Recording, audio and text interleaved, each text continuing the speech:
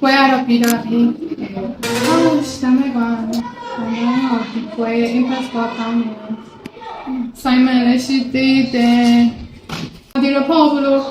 ချိန်မီမလို့ဆင်းနေတယ် ဒီလို community stress ပြီးနေဆိုရင်အကြောင်းလို့ဒီ report ရေးတာအချင်းအကြိုင်းပေးခြင်းဆိုလို့ရှိရင် AI ကိုတောင်းပြီးတော့ပေါ့နော်လွယ်လွယ်ကူကူနဲ့ထုတ်လို့ရတယ် tools ကိုတွေ့ရတယ်အဲဒါတကယ်ချင်းကိုပြပြပေးမယ်နော်ဒီ tools ရဲ့နာမည်လေးကတော့ community hub လို့ခေါ်ပြီးတော့ကိုလောက်ထားတဲ့ project တွေတစ်ခုချင်းစီကိုတနေရာထဲမှာပဲ centralize ဖြစ်နေပေါ့နော် evaluation တွေလုပ်ရမယ် report တွေရေးရမယ်ဒါအပြင် AI ကိုတောင်းပြီးတော့ပေါ့နော် precision တွေလုပ်ပြီးတော့ analysis ပါလုပ်ရမယ်တစ်ခုတည်းတော့ community monitoring website တွေဖြစ်ပါတယ်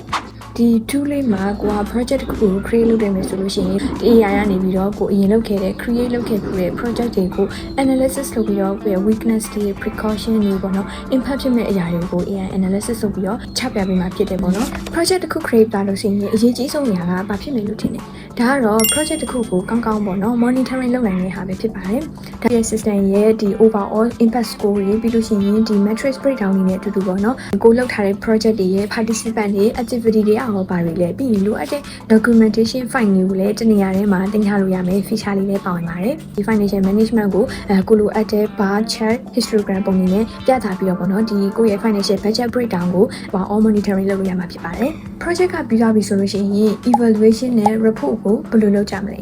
report ကိုလည်း AI analysis လုပ်ခိုင်းပြီးတော့ကိုလိုအပ်တဲ့ documentation ဖြစ်တဲ့ PDF file တွေ Excel file တွေနဲ့အတူတူထုတ်လို့ရပါတယ်။ဒီတငယ်ချင်းကပြပြရလဲများသွားပြီဆိုတော့တငယ်ချင်းအခုပဲဒီ website ကိုဆင်သုံးကြည့်လိုက်တော့ ဒါဆိုရင် report social digital ပိုင်းနဲ့လုပ်လို့ရတယ်